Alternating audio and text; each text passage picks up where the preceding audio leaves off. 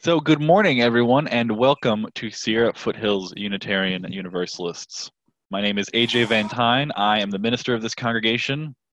And for this morning's service, which wraps up our summer theme of the 6 sources of Unitarian Universalism, I'm joined by Stevie Ray, our worship associate, Patty Leftridge, our music director, and Adrian Dills, our director of religious education, who's of course doing the time for all ages.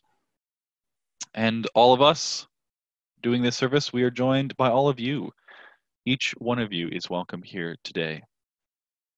In all the beauty of languages, cultures, and skin tones that come together in your uniqueness, you are welcome here.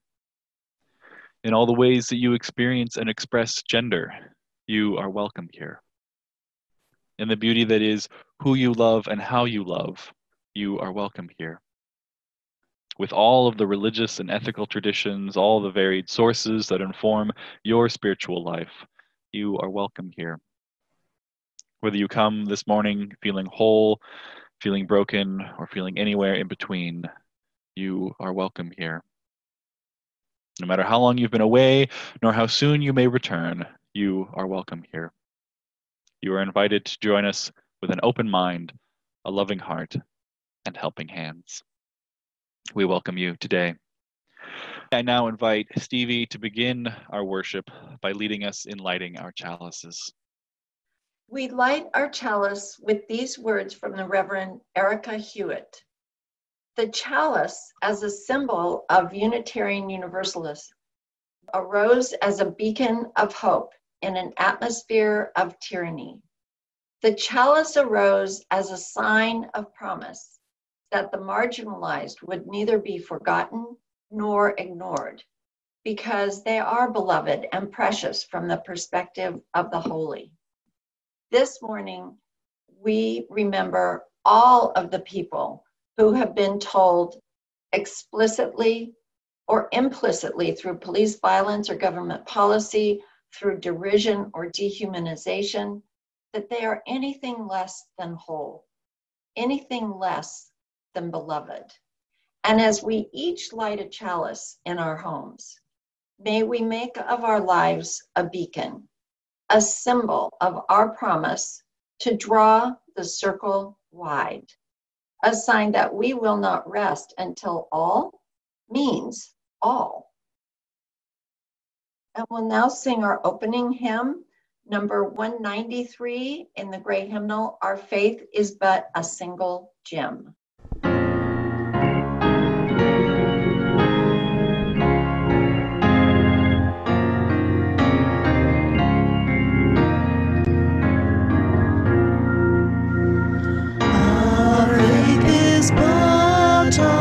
Single gem upon a rosary of beads, the thread of truth which runs through them supports a varied human needs.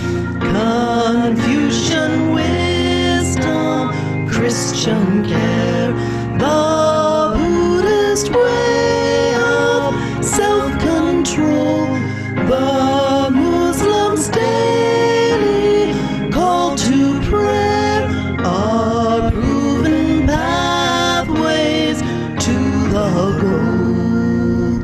From many lips in every age, the truth eternal is proclaimed by Western saint and Eastern sage, and all the good have ever named. Beside the noblest of our race, our lives as yet cannot compare. May we at length their truth embrace, and in their sacred mission share.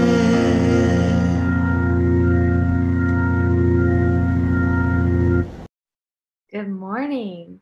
So let's start with a little sound. What is this sound? Can you all hear that?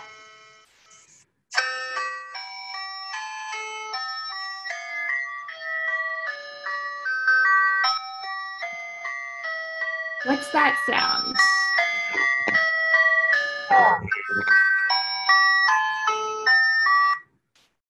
Toy piano. A toy piano. What else? Ice cream truck. An ice cream truck. Yes.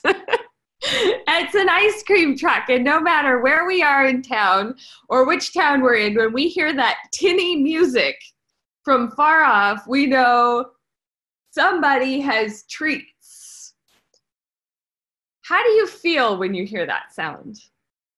Happy. Happy. Excited and checking for money. Excited and checking for money, yeah. Yeah, it's a joyful sound. It gets a lot of us very excited. But as you know, if that sound were coming from my computer, the ice cream truck would be at my house. So does this sound give you an idea of what you might like to do today? What action might you take? Buy the little pops. Yeah, it might spark a little bit of action in an ice cream or cold treat direction, right? So here's the deal. This is the difference between excitement and inspiration.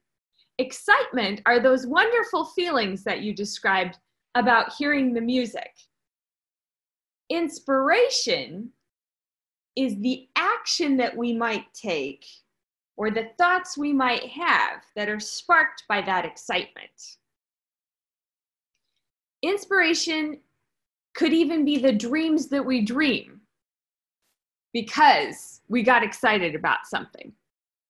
Inspiration is critical to the UU tradition because it is the spark that leads us to deeper understanding or to action. And as a living, breathing, acting faith community, without inspiration, we wouldn't be able to get anywhere. More importantly, inspiration is something we can all find. If we're bored or on a spiritual plateau or unsure of what to do, which we all get to those places at some point or another, I would recommend finding inspiration the way that a preschooler does. Preschoolers are A-grade inspiration machines. Here are a few things that I've learned from them. Number one, full body experience. Not only do they get excited when they hear an ice cream truck, but little kids literally jump up and down. If we loosen up and listen to our bodies, we are more able to find inspiration. The more stoic we act, the more we prevent ourselves from jumping up and down, the harder it is to label how we're really feeling. Are we stuck, hurt, curious, interested? Let's let our bodies tell us because they know deep down inside. Number two, ask dumb questions. What is ice cream made of? Doesn't it just make you stop and think? Because the next thing out of a preschooler's mouth is going to be, I'm going to get my milk out of my refrigerator and make my own ice cream and I'll eat it on my cereal, right? That's where they go when you tell them that ice cream is made out of milk, right? If we weren't thinking about how to make ice cream, we might also miss the opportunity to consider how to make our own frozen treats. We could make frozen yogurt in our blender, for example. Doesn't that sound yummy? That's how excitement turns into inspiration and turns into action. Those dumb questions. So there are no dumb questions here. Number three, share your curiosity. If you talk to a 3 or 4-year-old, they will tell you in the most excited terms about the amazing things that they have learned. For example, recently I have heard at my house, did you know the sun is a giant fireball that burns day and night?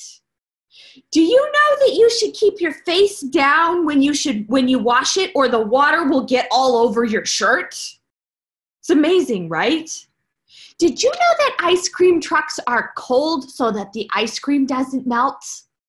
Yes, it's very exciting, isn't it? And that makes me think, you know what else is cold?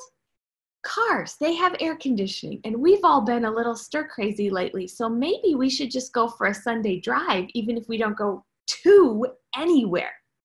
I think that might help us all, right? A lot of us are searching for very big spiritual goals. We're looking for meaning, purpose, truth, healing, balance. And maybe sometimes we want to say things that sound very profound or smart.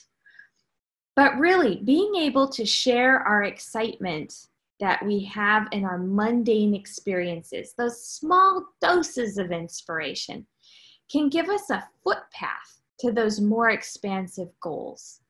We never know when our journey will need some enthusiasm or a stepping stone, so we shouldn't be afraid to share our inspiration, even if it's bite-sized.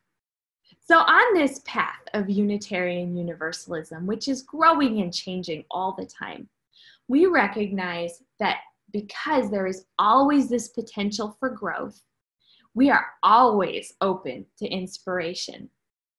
And I think that one of the main reasons that UUism is a growthful tradition is because we don't limit what counts as a legitimate source of inspiration. So let's let all of ourselves be inspired in a childlike way this week.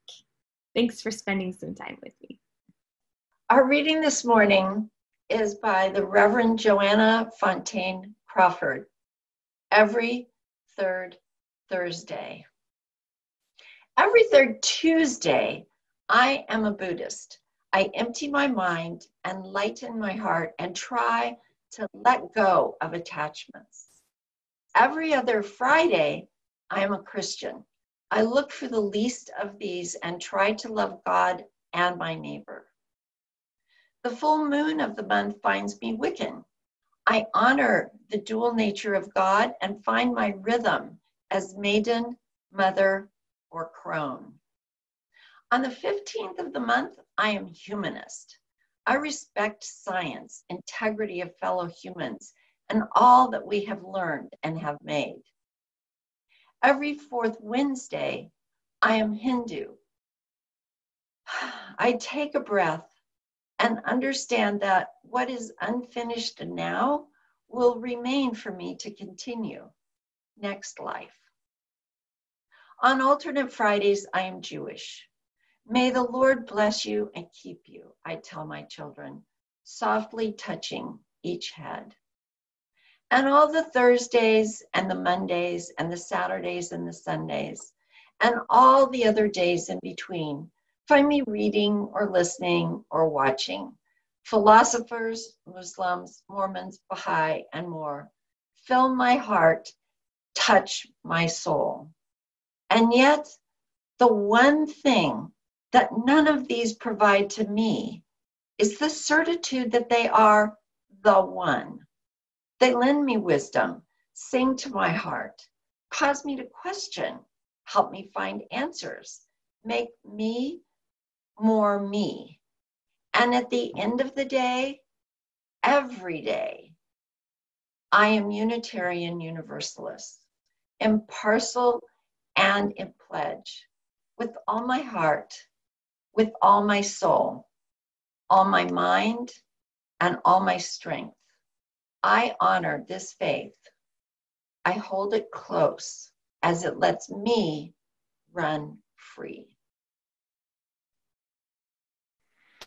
In this community of mutual care, we celebrate the great joys of life together, and we also help share the burdens of sorrow and grief.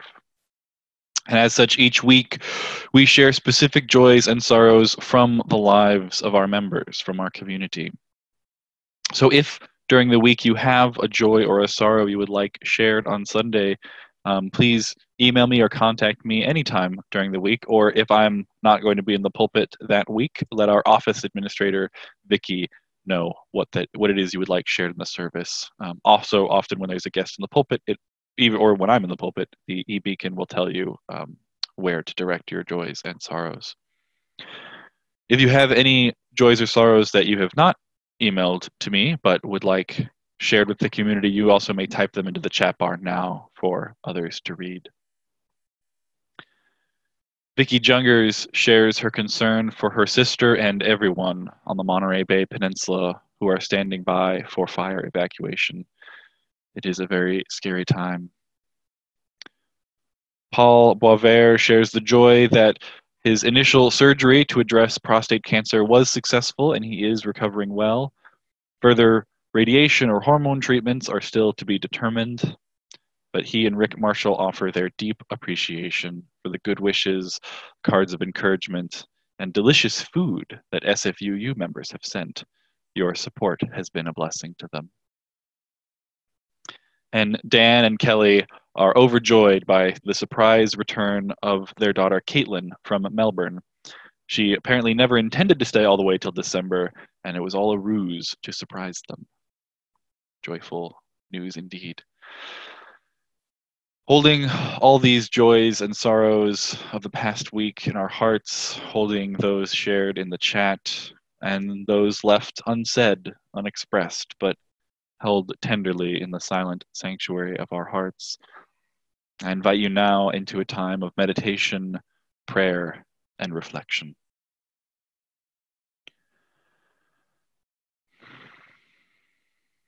Great mystery which grounds us and surrounds us all. Divine presence known by many names and in many ways. Grant us safety. Grant us respite. We are weary. Weary of callous tyrants and ineffective leaders, weary of climate chaos, even as we know the worst effects have only just begun. Weary of a pandemic that infects every corner of our lives and makes every challenge even more taxing, more burdensome. Spirit of life, come unto our hearts as we hold the grief of loss, as well as the apprehension of trials and storms ahead. For those in our state, threatened by fire, threatened by smoke, we pray for strength and support, especially for those who have endured loss by fire before and may be dealing with additional anxiety and trauma in this time. We pray for strength for the firefighters and other first responders on whom we depend, holding tenderly as well the injustice of relying on incarcerated people, youths, and adults to do much of our firefighting, who are then generally denied jobs in firefighting due to their felony status. We grieve the loss of redwoods and other trees, including the devastation of Big Basin Redwood State Park. All while a virus continues to rage, especially in the Southeast, and existing inequalities there and everywhere in our country lead to disproportionate transmission, disproportionate deaths among Black, Indigenous, and communities of color. As the same time as a heartless government allows economic relief to expire, ensuring that more and more Americans will end up jobless and homeless, as eviction bans expire. The same time that countless Midwesterners are still reeling within the 800-mile wide swath of the heartland impacted by the derecho storm. And while our coastal cousins in the Gulf of Mexico, and of course all those living in the Caribbean, batten down the hatches for the impact of 2 hurricanes at the same time. And while tyrants in other countries outright poison their opposition, a chilling reminder of the fragility of a civil democracy, a democracy which now relies on the post office even more than ever to withstand attacks and decimation from the very leaders supposed to safeguard the constitutional and absolutely essential service of the mail. Sweet heavens, it is too much. In our weariness of all of this, in our exhaustion, May we huddle together with one another. May we come together in common cause and shared purpose, come together in worship, in Zoom rooms, in phone calls, in a community of religious and ethical conviction to support each and all, to carry each other when we cannot summon the strength to lift ourselves, to defiantly repeat of the message of love to a bruised and hurting world together, to hold our ground, to hunker down, to hallow each moment shared with sacred breath. May our sorrows and despair, when shared, shape the contours of our resolve and compassion. And thus inspired, may we extend the rays of love and hope like sunshine everywhere to all corners. And in this spirit of reflection, meditation, and prayer continuing, I invite you to sing or hum or simply listen with hymn 1058, Be Ours a Religion.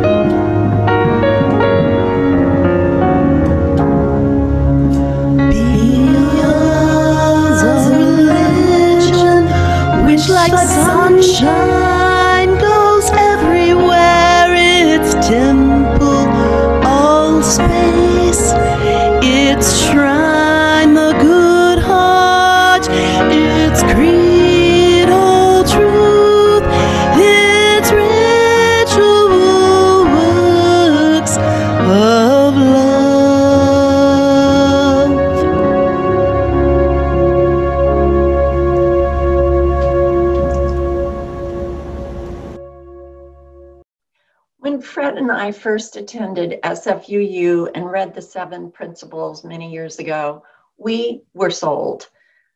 But I'd been a member for several years before I really thought about the 6 sources from which we draw our shared traditions. They were at the bottom of the page and seemed a little bit of an afterthought, maybe a nod to the fact that other religions and teachings espouse many of the ideals and concepts that we raised up in our principles. So when, as a member of the worship committee, we agreed on the 6-week series highlighting these sources, I was really excited. And I do mean excited. I love hearing about how others internalize and use these UU teachings in their lives. And I was curious, how would this play out over the summer? So as a quick refresher, Kara and AJ introduced the series, and then Suzanne and Abby spoke to direct experience and being open to change and the mystery of what lies ahead. I am by nature an experience planner. I have to have a plan A and a plan B and a plan C, D, and even E just in case. And I was reminded that while planning is good, you can't take that away from me. I also have to be willing to let go. It is a mistake to try to look too far ahead. The chain of destiny can only be grasped one link at a time. That's a quote from Winston Churchill that I was inspired to find and is now posted on my desk. Amy and Tricia took on the words and deeds of prophetic people with poignant and timely reflections on coming back from our disappointment when our heroes fail us, and reminding us to hold on to our belief that people can change, and also reminding us to speak up for those who need an ally. Pam, AJ, and Adrian, with an assist from Joy McBride, delved into the wisdom from the world's religions with illustrations of how we can be inspired by other traditions without being cultural pirates.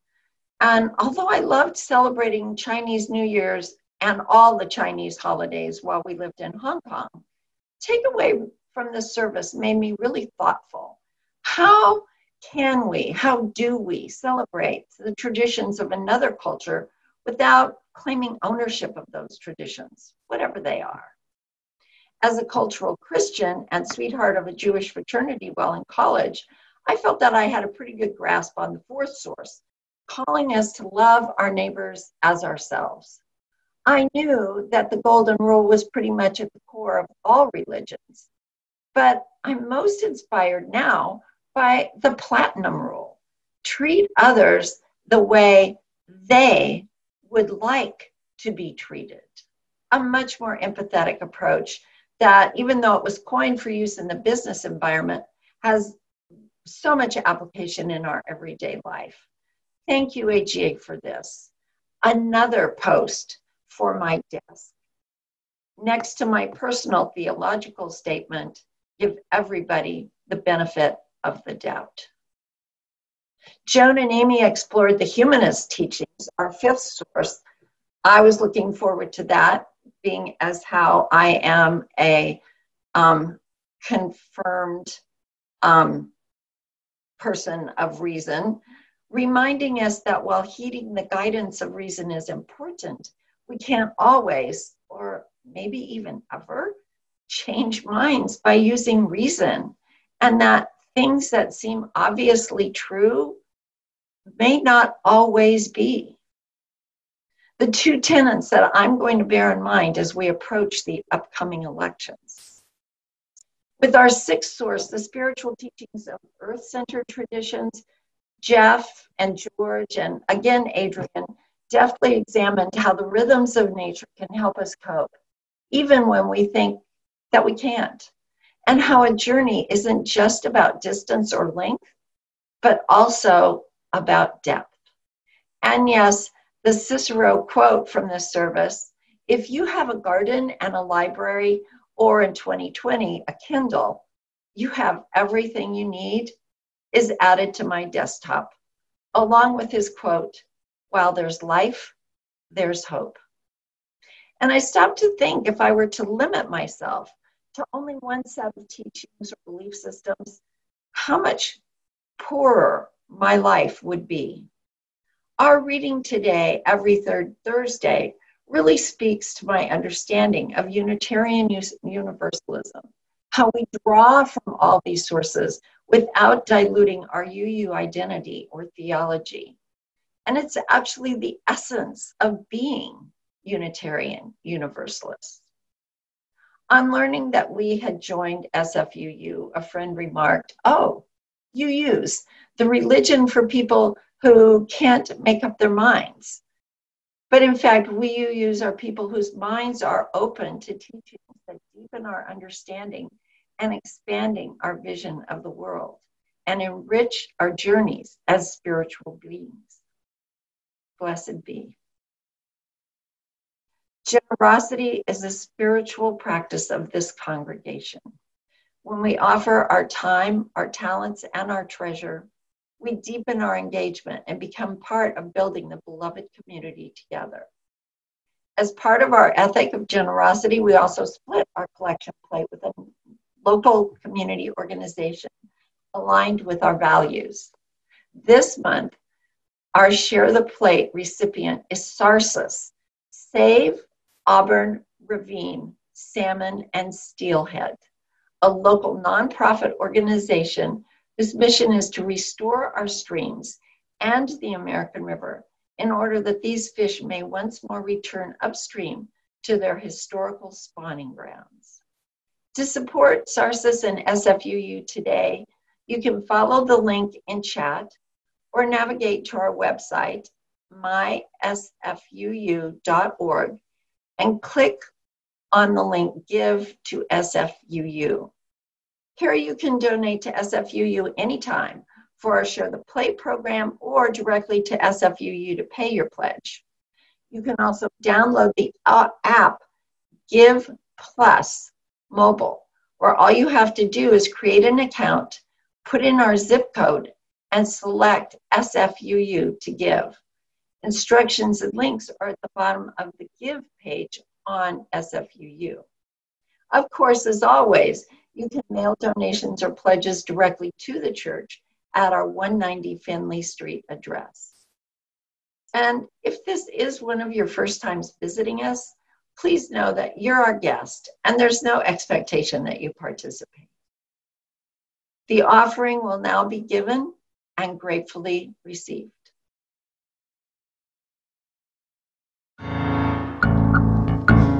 Draw the circle wide. Draw the circle wide. No one stands alone, we'll stand side by side. Draw the circle wide. Draw the circle wide. Draw the circle wide. No one stands alone, we'll stand side by side. Draw the circle wide. Draw the circle wide. Draw it wider still. Let this be our song. No one stands alone, standing side by side. Draw the circle wide. Draw the circle wide. Draw it wider still. Let this be our song. No one stands alone, standing side by side. Draw the circle wide. Draw the circle wide. Draw the circle wide. No one stands alone, we'll stand side by side. Draw the circle wide. Draw the circle wide. Draw it wider still. Let this be our song.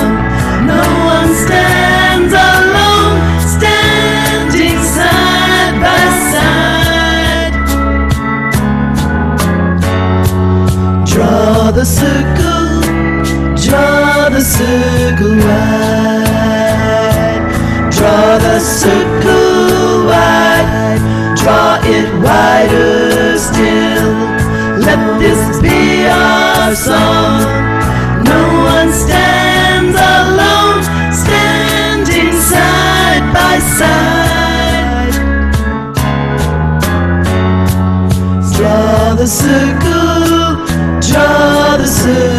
wide. Draw the circle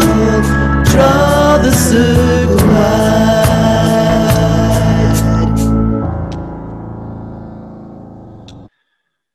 Unitarian Universalism is not an easy religion. It isn't all set forth in a doctrine or a creed or a sacred text. It doesn't always have an answer for every occasion, question, or problem. It can't be run on autopilot. Unitarian Universalism can give you a direction. It can certainly provide a community of mutual support and common values, but it asks a lot of you. One of the core foundations of Unitarian Universalism is what we call non-creedalism. This means that there is no creedal test, no doctrine or theology that you must assent to or agree with to be granted membership in our community. It means that there is no common creed, no articulated belief about the universe that is shared universally by all UUs. This is both because we believe in individual freedom and conscience, especially around matters religious, and it's also because we believe that that reality, that universe, God, whatever it is that we're trying to talk about or engage with when we do religion, that is greater, more complex, more beautiful, more mysterious than any single creed could capture or express.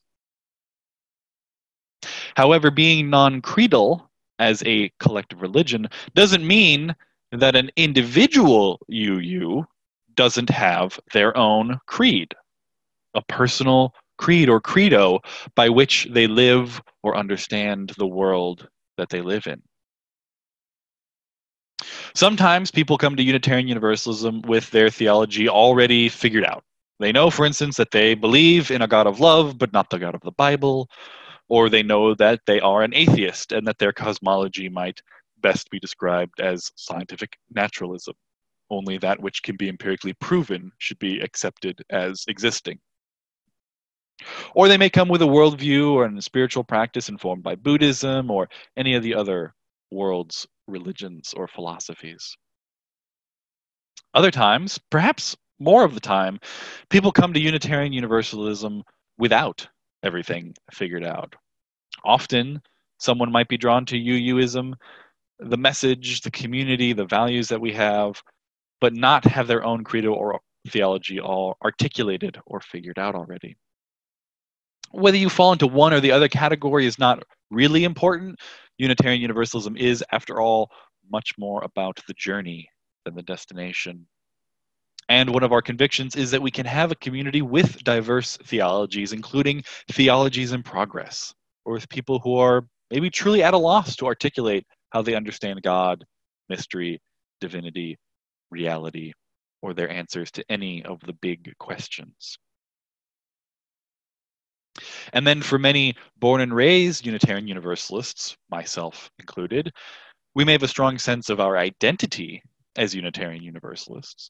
We may be knowledgeable about various religions and beliefs and practices from our upbringing through religious exploration classes.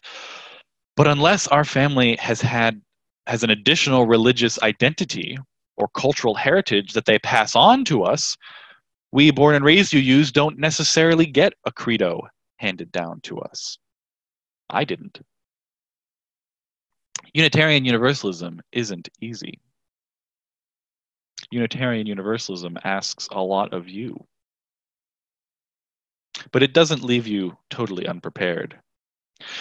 For me, the principles have always been essential ethical guidelines. And the first and seventh principles, the inherent worth and dignity of every person and the interdependent web of all life, do form a significant portion of my own theology. I do feel those are statements about reality that are belief convictions. But when I was applying to seminary and asking myself, and being asked by application papers, right, about my theology, about my spiritual autobiography, it was the sources that I turned to. As much as the 6 sources may be a statement about historical influences on modern Unitarian Universalism, as we discussed in the opening service to this summer on, July 6th, somewhere around there, and have gleaned as we've engaged each source on each Sunday as we've progressed through the summer. The six sources statement is also a statement about the very immediate present and the future. Where do we turn to when we don't know where to begin, when we need inspiration? Where do we find inspiration, sustenance, even succor? The first source reminds me that direct experience is paramount, to trust my senses and my intuition, and to seek out a connection and a relationship with that which surpasses all. The second source reminds me that I am not alone on the journey. Many have gone before. We need not reinvent the wheel, but can instead heed the words and the warnings of those prophets and sages who have gone before. The third source reminds me to seek wisdom from every corner, to cherish it wherever it may be found, and to respect the religions of other cultures, no matter how strange or even how familiar they may seem to me. The fourth source reminds me that love is an essential foundation for any creed, any belief, any action I may take. The fifth source reminds me that reason and logic are invaluable partners in the search for truth and meaning. And the sixth source reminds me that I am an animal, a completely submerged part of the larger earth organism, utterly wrapped up in cycles and rhythms of life and elements which surpass my own ability to fully comprehend them, but in which patterns can be found and harmony and balance can be achieved. Each of these sources is always available to you. A place to start when you don't know where or how. An old friend to remind you what you already knew deep inside, perhaps what you always knew.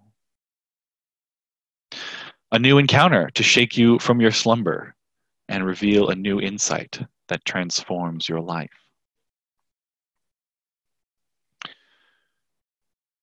These six sources are a foundation and a guidebook for Unitarian Universalism as much as the seven principles are. And at the same time, we are not limited to just these six sources that we have named in our statement.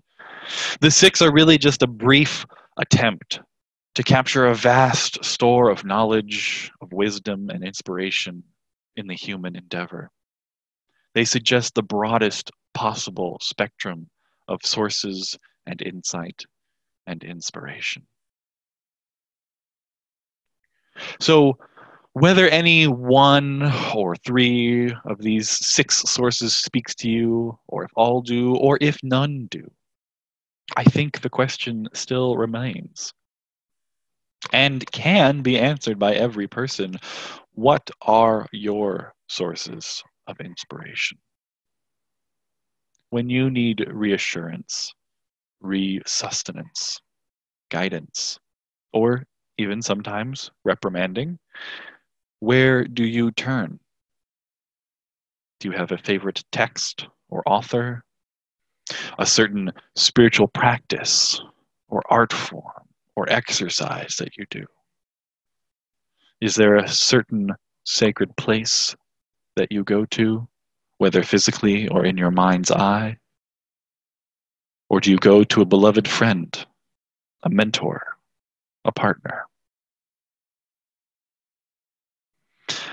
This may be my personal bias showing here, but I think that whatever these sources are, I think it is helpful to name these sources for ourselves, to recognize and articulate them. Even just if you haven't done this, take a piece of paper and write down, okay, 5 to 6, or maybe it's just one source, or maybe it's 20 sources of inspiration, but to actually do the act of writing them down so that we can recognize and articulate them, to be able to call them out as beloved, to cry out for them when we are in need, to offer them to a friend who may be in a period of searching and looking for their own sources.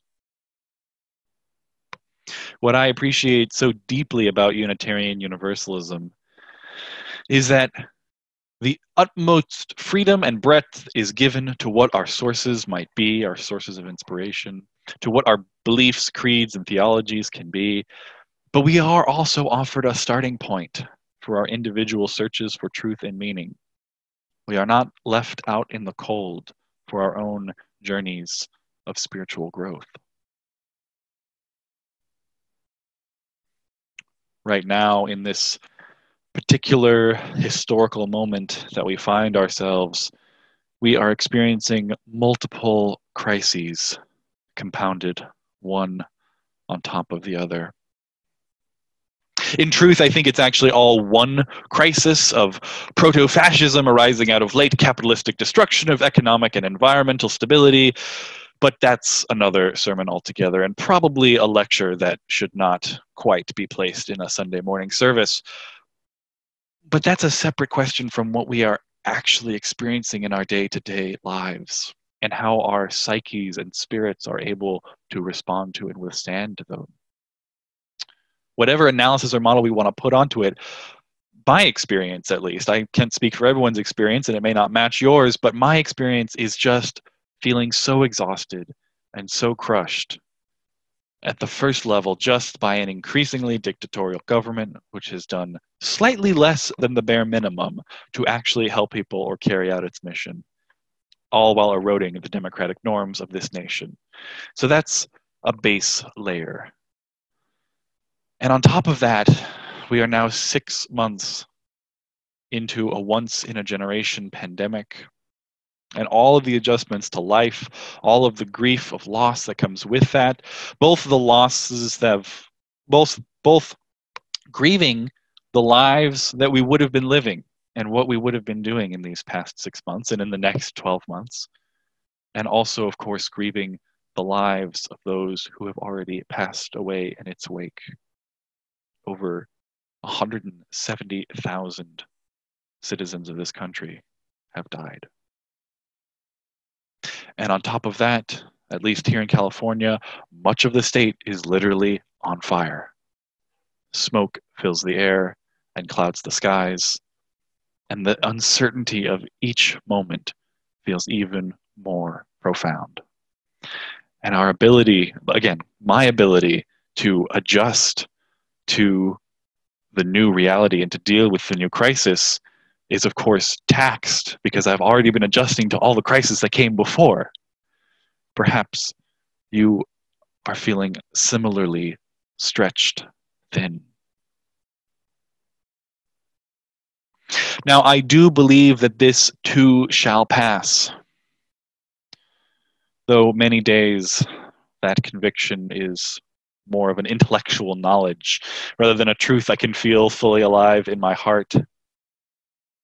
And even when I do feel that assurance of hope, knowing or feeling or believing that there will be better days ahead, frankly, isn't enough in the moment.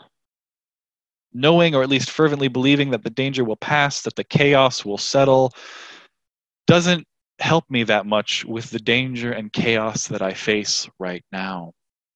In this moment, in these weeks and days, these months and years of resistance and survival. And so 3 questions challenge me daily, and an assurance of future respite does not really factor in. The questions are, what must I do?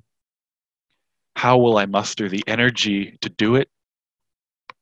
And how can I stay centered and balanced while doing it? And the days that are better, I think, in my experience, are the days when I remember the sources of religious wisdom, of insight, of inspiration are always present, always accompanying me.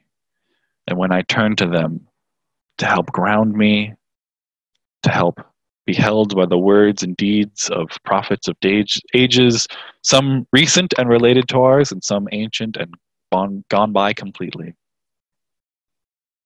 When I remember the inspiration, the sources of inspiration and the lessons they have for me, I have a direct connection to the deepest, most foundational part of the universe, of reality, of God. Prophets from every age and nation speak with reassurance to me and calls to action. Religious texts and traditions the world over provide me wisdom and comfort. Love, I know, is a force alive and well in the universe and in the relationships between myself and others. Reason exists to guide my thoughts and saves me from foolishness and error. And nature holds all and reminds me to live in balance and to ride the ebbs and flows of life. Whatever may be the sources of your religious life, of your spiritual journey, of your inspiration, may you find them. May you know them. May you name them. May you keep them in your heart. And in that spirit, please sing with me hymn 1008, When Our Heart is in a Holy Place.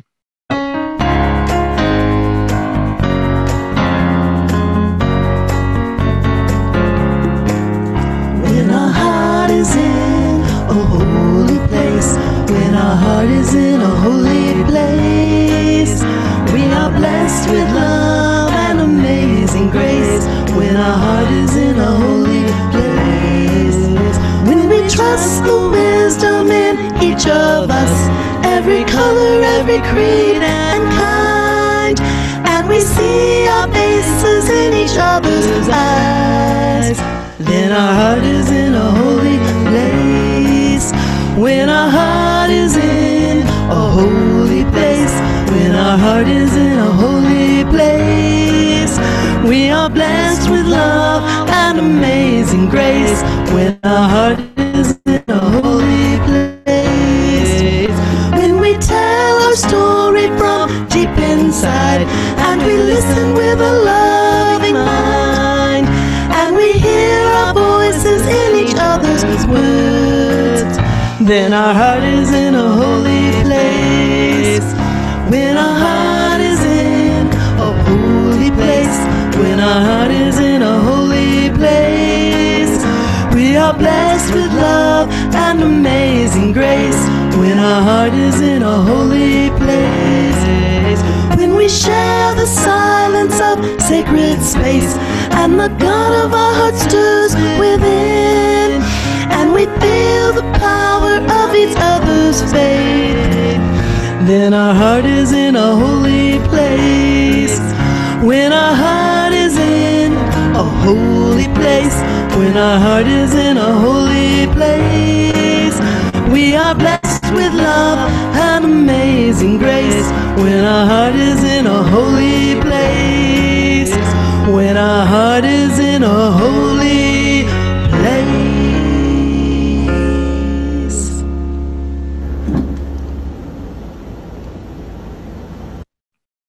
There is wisdom in each of us and in the varied sources of religious inspiration. May we hold fast to each other, hold fast to the sources of our faith, hold fast to Unitarian Universalism, hold fast to the promise of a dawning day, never forgetting our own part in building the beloved community. Please join me in the words to extinguish our chalices. As we go forth, may we carry the flame of peace and love until we meet again. Blessed be.